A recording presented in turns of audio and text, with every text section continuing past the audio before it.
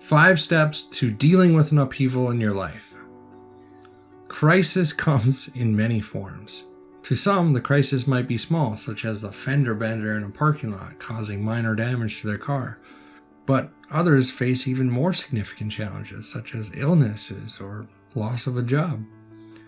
Regardless of the cause, dealing with upheaval is much the same whether you're in the midst of a life-changing event or suffering something smaller. Believe it or not, any turmoil can be managed in just 5 steps. Assess.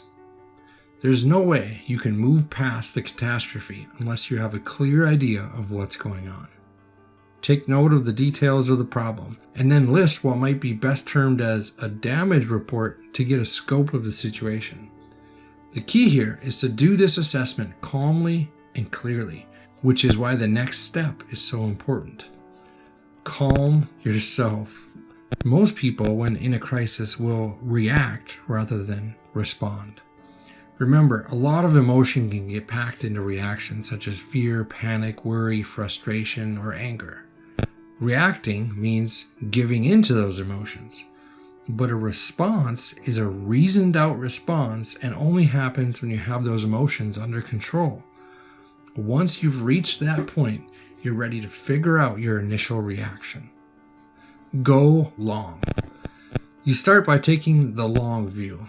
If you focus on the short-term goals, you're going to get caught up in the panic response again.